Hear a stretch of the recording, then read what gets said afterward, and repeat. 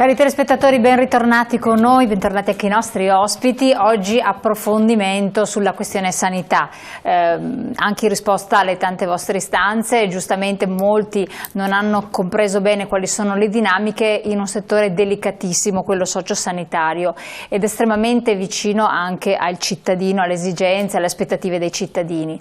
C'è perplessità, ci sono dei timori, si parla di riduzioni delle USL per poter risparmiare, ma che cosa succederà? Verranno toccati anche i presidi ospedalieri e poi il territorio come effettivamente viene presidiato, cosa deve fare il cittadino, cosa sta succedendo. E quando si sente parlare di azienda zero, che cosa vuol dire, di che cosa si tratta? Sta cambiando tutto, ma in che termini? Il nuovo piano sociosanitario che cosa prevede per la regione del Veneto? È qualcosa di estremamente importante. Ne parliamo quest'oggi con i nostri esperti, i nostri interlocutori. Allora, ben arrivato Jacopo Berti, vicepresidente della Commissione, quinta Commissione Sanità della Regione del Veneto, Movimento 5 Stelle, grazie di essere qui con noi. Claudio Sinigaglia, consigliere regionale del PD, grazie anche a lei, sempre quinta Commissione. Giovanna Negro, quinta Commissione, consigliere regionale Fare, grazie anche a lei onorevole. Poi abbiamo Paolo Righetti, grazie, segretario della CGIL del Veneto, ormai abituato ad essere qui presente con noi. Cesare Paggiaro, ex vice sindaco del comune di Vigonza con delega al sociale, quindi un'esperienza di anni nelle amministrazioni comunali. Buonasera. Prima istanza, diciamo, del cittadino, dinamiche che avete da affrontare. Adriano Pozzato, segretario della CISL, funzione pubblica. Buonasera. Grazie anche a lei. Gino Ferraresso, CGIL del Veneto. Buonasera. Allora, come sempre, Luigi Sposato ci aiuterà, ci supporterà nelle vesti dei nostri tanti telespettatori, quindi deve cambiare. Del signor Luigi questa sera, non della signora Maria. Ho detto deve cambiare abito, dalla giacca deve mettersi l'abito, no, perché nel sociale tante donne, in realtà ci hanno scritto anche tante signore, forse più signore che signori, quindi mettersi nei panni di. Allora, vediamo innanzitutto il servizio di copertina, poi due parole proprio all'inizio per soddisfare giustamente anche le vostre curiosità, gli chiediamo relativamente agli esiti di questa tornata delle amministrative, quindi un parere, un giro di pareri in generale lo facciamo perché siamo troppo freschi e non potevamo non farlo, però poi entriamo assolutamente nel merito. Vediamo la nostra copertina. Detto fatto, la riforma della sanità veneta comincia a prendere forma. In questi giorni infatti si è concretizzata un'azione decisa e determinata a salvare la qualità della sanità regionale, fortemente voluta dal presidente della regione Luca Zaia, che ha reso pubbliche le nomine dei nuovi managers del settore. Sono 12 i super dirigenti scelti dal governatore. Uno alla guida dell'Istituto Oncologico Veneto, 2 delle aziende ospedaliere universitarie di Padova e Verona e 9 al vertice delle altrettante ULSS disposte da Zaia, una per provincia con l'eccezione di Vicenza e Venezia, che ne avranno una in più a testa a servizio rispettivamente dei territori di Bassano e del Veneto orientale. Un taglio drastico, quello voluto dal presidente, il cui obiettivo è portare le ULSS da 22 a 7 con dimensione e denominazione provinciali. Dolomitica, Marca Trevigiana, Serenissima, Polesana, Euganea, Berica, Scaligera. Il tutto governato da un'azienda zero, un nuovo organismo regionale che avrà il compito di affidare gli obiettivi alle singole ULSS, gestire gli acquisti, il personale e anche la sua formazione, le tecnologie, l'accreditamento delle strutture private, il monitoraggio dei costi standard, le relazioni con il pubblico, i sistemi informativi e di auditing, l'ufficio legale e gli indirizzi di gestione contabile dei bilanci delle singole aziende sanitarie.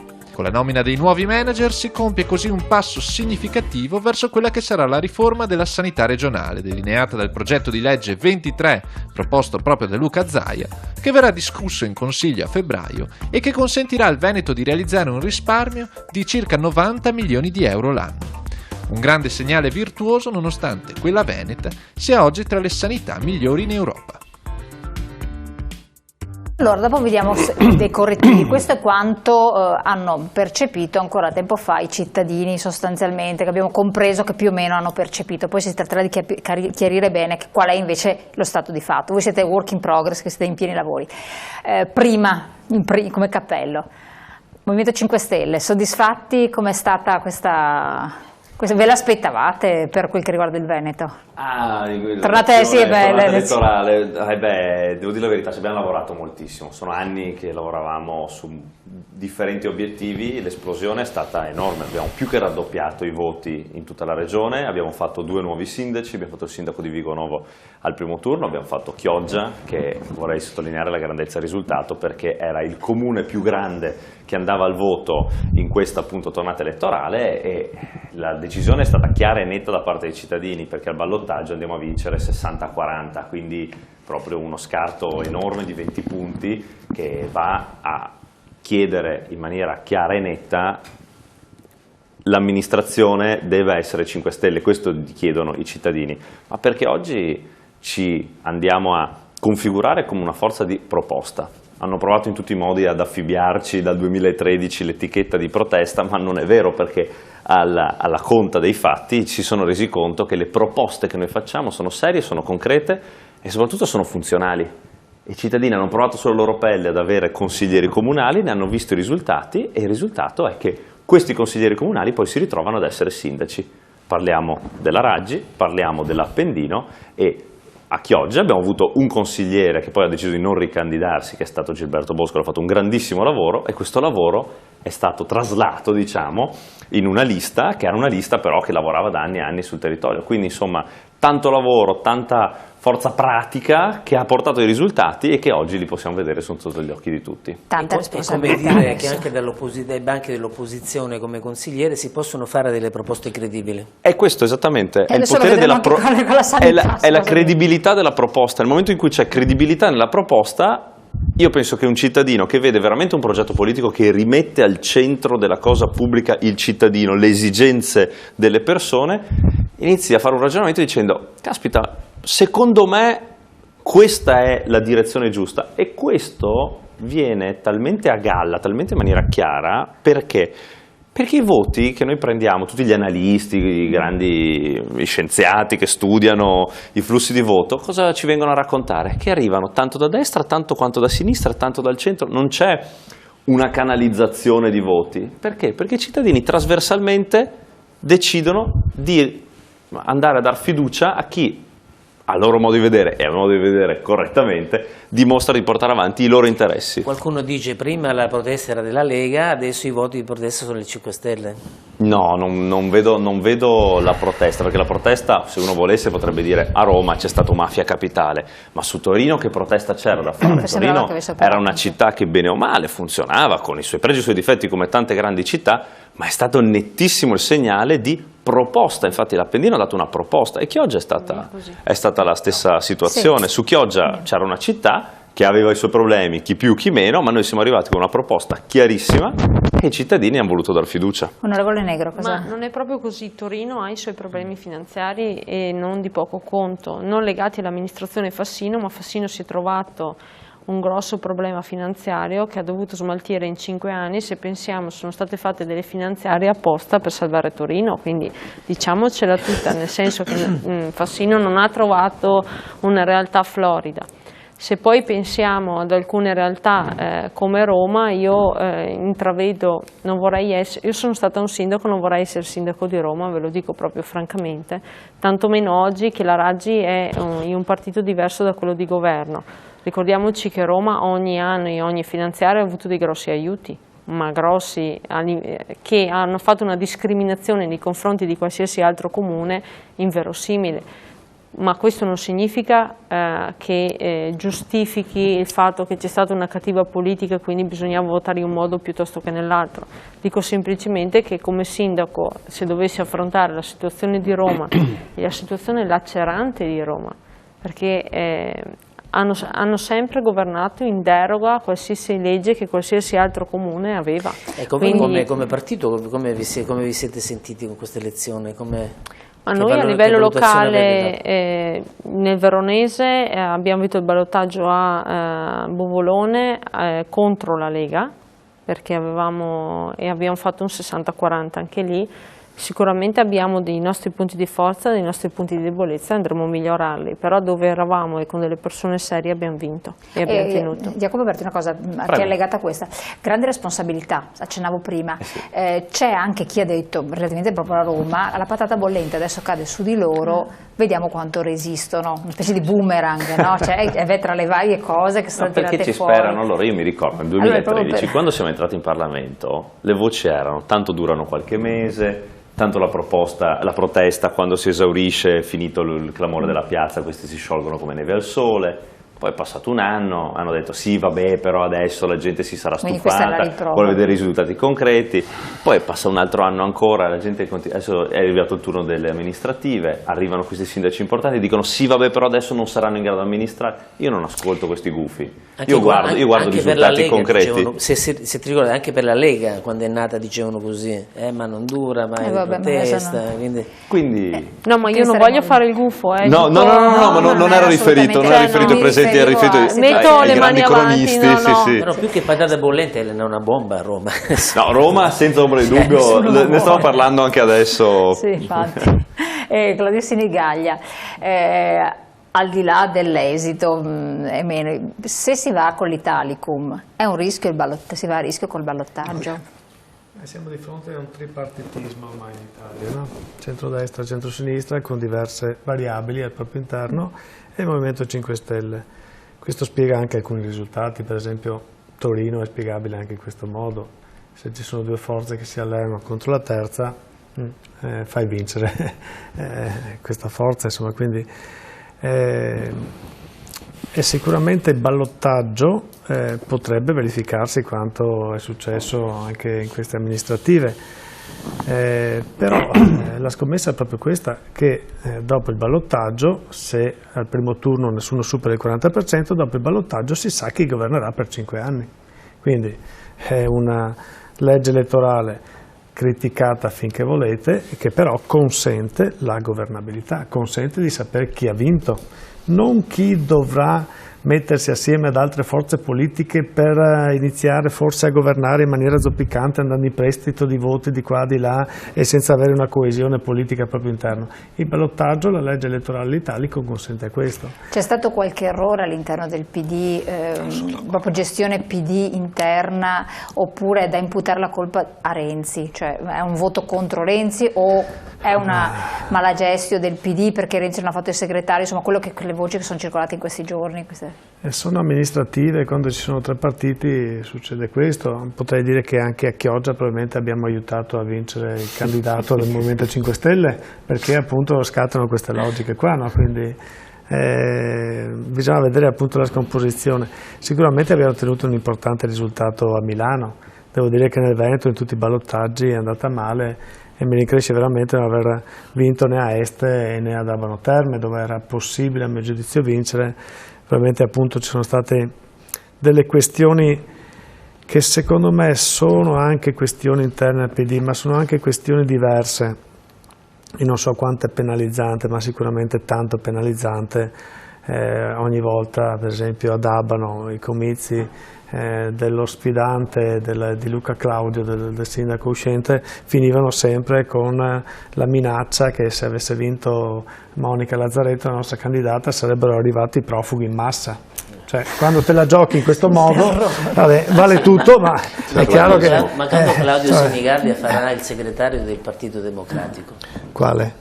Claudio Sinigaglia sarà il segretario del Partito Democratico. No, dimmi a che livello...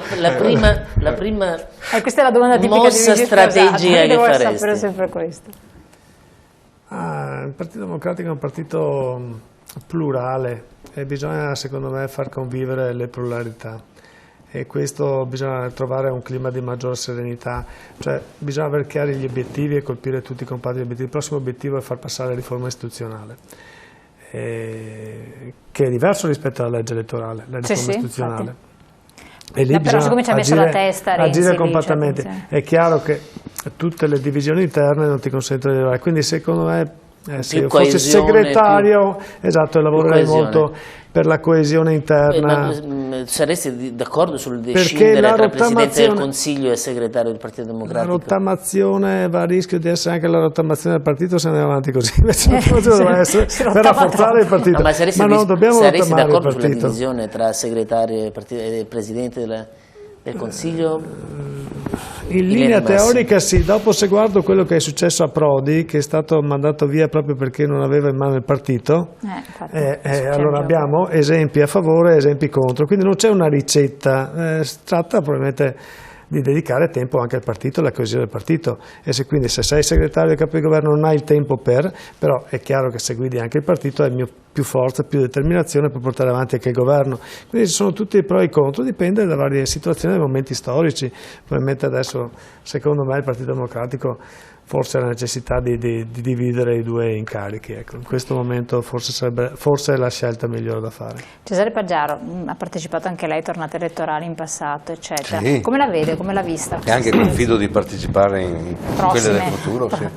Mi mantengo in salute. Come la vede questa magari per interloquire su quanto è già stato detto, ma con tutta la simpatia peraltro che ho, ma anche nei confronti dei rappresentanti di 5 Stelle nel comune dove io vivo, però va anche detto che sono andati al voto 1200 comuni, 1300 e le 5 Stelle sono presentati su 200 e che sono andati al ballottaggio e vinti su quanti? 20, quindi la tattica è intelligente, ci presentano dove ci sono le situazioni più disastrate e hanno più possibilità di vincere. Bene, si fa così per emergere o per mantenersi in vita, però poi è da capire se è, come dire, una struttura partitica o comunque di movimento capace di essere rete in tutta la nazione piuttosto che in luoghi di malattia. Ecco, mettiamolo così. Ma perché non dovrebbe riuscirci? Allora, sentiamo Berti cosa dice. Prego finire il ragionamento. Perché non dovrebbe riuscirci? Perché non dovrebbe? Dovrebbe se altrove c'è quella difficoltà in cui abbiamo visto che ci sono alcune situazioni di difficoltà. A Chioggia il sindaco uscente era entrato con una maggioranza totalmente diversa, pur di mantenere la sede è andato da un'altra parte, magari un chioggiotto o un sottomarinante, come è che si dice, ha valutato che era stato un atteggiamento di opportunismo più che di opportunità forse, quindi uno dice, non c'è un'alternativa sufficientemente credibile dal punto di vista amministrativo, a questo punto diventa un voto di dispetto più che di rispetto. Ecco, questa è la mia sensazione. A Roma Alemanno se lo ricordano, quello che poi girava in bicicletta se lo dimenticano ed è chiaro che non c'è stata, come dire, una proposta politica strutturata ulteriore a quella delle 5 Stelle capace da giocarsi diciamo una possibile sfida elettorale legittima e quant'altro. Torino probabilmente era stanca, Torino, al di là delle difficoltà che giustamente sono state dette dall'onorevole, scusatemi per i nomi ma mi dimentico anche il mio, e quindi probabilmente dopo tanti anni di una Torino di sinistra dove il centrodestra non ha mai avuto la capacità di avere una proposta sufficiente, forse è l'equivalente del Parma del primo 5 Stelle, per capirci. Quindi secondo me l'analisi dal punto di vista è questa, che non significa che è negativo, perché adesso persone capaci ci sono da tutte le parti, quindi se emerge capacità che sta nelle persone più che nei simboli che ci si attacca sulla giacca, magari Roma va bene, quindi io non gufo proprio per niente, anzi auspico che vada bene. Immagino che sia difficile, molto difficile. Sentiamo cosa vuol dire. Relativamente a... ma io ho anche finito. Se finisca. No, sono prolisso, per cui dovete fermarmi. Fino all'una stanotte. Facciamo sintesi. La sintesi era con i 5 Stelle per me è questa, quindi il voto di questa volta è un voto che e poi in tutto il paese è emerso che sono più le persone che i partiti e i simboli. Io dico anche per fortuna, visto che rappresento un partito che è talmente piccolo, che auspico che contino le persone e non sì, perché va specificato che il segretario dell'Unione di Centro di Padova. UDC. Va bene, ecco, quindi questo è quanto. Poi relativamente alla riforma costituzionale eccetera, giusto per sempre interloquire se può essere utile. No, velocissimo perché non voglio entrare in questo tema. Però dico, avendola come dire, messa assieme alla riforma elettorale, secondo me qualche problemino lo troverà. Io che sono un proporzionalista, io che sarei uno che manderebbe a Roma, delegherei delle persone scrivendo nome e cognome, quindi con delle preferenze, non con i capilista bloccati, con i soliti giochini di partito, a me piace poco. Va bene, non devo rispondere. Sì, al volo. Noi facciamo le liste dove la gente si sente di fare le liste. Questo è il punto. E nasce veramente dal basso, ma nel vero senso della parola. Vi racconto un caso proprio qua nel Padovano, di cui abbiamo avuto modo spesso di parlare. Noi a Cittadella avevamo uno splendido gruppo, splendido, un bravissimo consigliere, veramente, Loris De Poli ha lavorato benissimo, benissimo questi anni, però il gruppo lì, nonostante ci fosse una bella risposta sul territorio, la gente fosse anche partecipe, il gruppo non se l'è sentita. Perché non erano magari, non c'erano abbastanza persone, eccetera. Ma perché sapevano di perdere, hai capito? No, non è stato quello, perché noi ci siamo presentati in Veneto in 20 diversi comuni, ma non sapevamo di vincere. Alla fine siamo andati in uno al ballottaggio, a Villorba abbiamo sforato il ballottaggio perché siamo arrivati secondi, ma il sindaco Serena, onore al merito, fa più del 50% al primo turno, e Bovolone siamo rimasti fuori per un centinaio di voti e quindi onore a chi è riuscito ad andare al ballottaggio. Però negli altri casi ci si è provato, la gente ha preso, a chi se l'è sentita, ci siamo guardati negli occhi, ci siamo come si dice, dati forza e abbiamo fatto un bel gruppo e abbiamo provato ad andare in avanti. Poi che si vada in meno comuni, io non, devo dire la verità, non ho i numeri anche degli altri partiti, ma non è una gara a chi ne fa di più o di meno. Io dico solamente che dove c'è la possibilità di dare delle risposte vere ai cittadini con una lista seria, con un programma serio, con delle persone che hanno veramente voglia e che non cercano un percorso perché dicono tanto entro in comune, poi domani magari riesco ad andare in regione, poi dopodomani vado a Roma. Ma chi invece veramente dice, sai cosa c'è? Veramente lo faccio come volontariato civile, come il 99% dei sindaci, di chi fa il consigliere comunale, che lo fa veramente con questo spirito. Però, e quindi... però Jacopo, però giustamente... voi quando vi proponete come un elemento di novità. Vero. Quindi l'elemento di novità normalmente si basa su due concetti, o l'elemento di sviluppo, dice che abbiamo delle idee innovative di sviluppo, o un elemento di ripiego rispetto a situazioni esistenti non del tutto, diciamo, genuine. E questi sono due gli elementi che possono spingervi, almeno dal mio punto di vista. Io sottoscrivo e sottolineo quello che lei dice, perché è vero, però io dico che altrettanto poniamo entrambe le questioni, perché quando noi andiamo a parlare chiaro. di temi, pensiamo alle battaglie che noi facciamo per esempio sulle energie rinnovabili, sui temi ambientali, temi che non esistevano, che non venivano trattati in Italia, la questione del reato ambientale che viene, grazie poi ai voti incrociati con altre forze politiche, ma viene portata avanti in Parlamento, nasce nel 2015 su nostro input. Questi sono temi, se vogliamo, in un certo senso innovativi.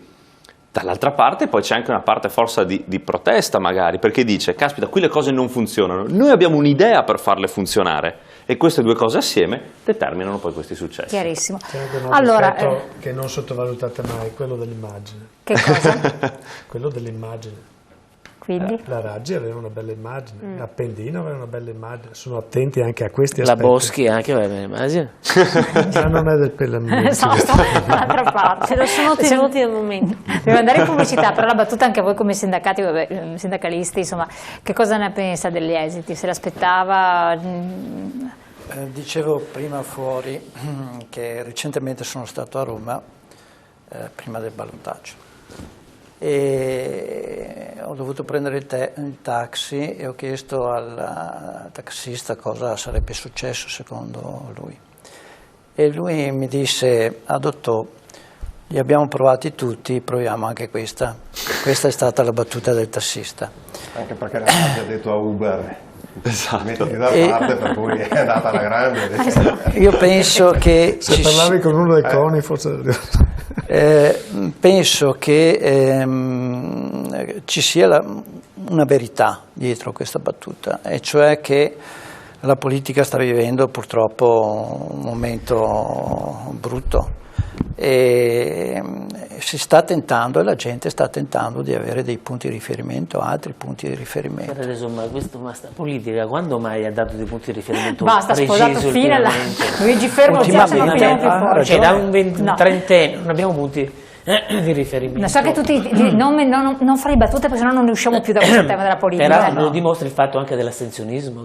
Ma è vero, è vero. La disaffezione. A Napoli è dato a votare al ballottaggio il 37%. 37%. Attenzione che non si parla degli astenuti, perché anche gli astenuti sono una massa critica. Il 20% dei voti è Pozzato una battuta e poi Righetti deve andare in pubblicità assolutamente. Un primo dato è la struttura, cioè chi va a votare al ballottaggio è un numero veramente minore di fronte all'intera l'intero potenziale dei cittadini, per cui è un dispiacere vedere questo, perché poi il risultato resta la domanda, in effetti rappresenta la metà più uno dei votanti, però questa è, quindi io credo che resto sulla partita di Roma perché è una notizia internazionale, nel senso che ci dicono quando cambia il sindaco di New York, immagino che a New York diranno questa cosa qui. Credo che ci sia stato un presentarsi molto bene del Movimento 5 Stelle, immagine ma anche contenuti, e un peso del passato tra centrosinistra e centrodestra potentissimo che ha pagato caramente. Io adesso mi aspetto di vedere un cambiamento di fronte a ciò che è stato. Basterebbe dire una sciocchezza: chi monta nei bus di Roma e pagherà il biglietto, oppure poi alla fine ci sarà un Salva Roma che assieme a quella spesa data come welfare a chi monta nei bus e a tante altre cose cioè cambierà storia. Allora, se riuscirà a cambiare storia e diventerà immagino possa diventare una potenza, ma deve cambiare storia. Pozzato, immagini di essere un cittadino statunitense. No, non si sposato perché che c'è stato il sindaco di Roma cambiato, no? Ecco, lei, cittadino statunitense, come è Movimento 5 Stelle sindaco di Roma, cosa pensa? Cosa penserebbe un cittadino se lei fosse un cittadino statunitense? Così, detta così mi verrebbe la percezione che c'è un'energia nuova, sia nella proposta politica ma anche nell'attesa esigente del popolo. Chiaro. Indisciplinatissimo Luigi Sposato ammonito. Righetti, devo andare in pubblicità, zitto. Ma io penso che ci sia un elemento particolarmente preoccupante, che è la riduzione della partecipazione democratica, che è appena stato richiamato in termini di partecipazione al voto. C'è un progressivo astensionismo che è estremamente preoccupante. Diventa ancora più preoccupante se lo intrecciamo col ragionamento che è stato tentato di fare del rapporto con le riforme costituzionali e soprattutto nel combinato disposto fra riforma costituzionale e Italicum, perché dentro quel combinato disposto rischia di esserci un accentramento di poteri e una spinta di ulteriore caratterizzazione maggioritaria del voto, del meccanismo elettorale, che rischia di aumentare ancora di più questa disaffezione, questo allontanamento dal voto. Sentirsi poco rappresentati. In prospettiva è una preoccupazione molto forte, perché la riduzione della partecipazione democratica non porta mai buone cose. Ma il problema è che questo non è stato ancora compreso dalle persone, perché bisognerà parlarne tanto, è difficile da spiegare quello che comporterà la riforma costituzionale.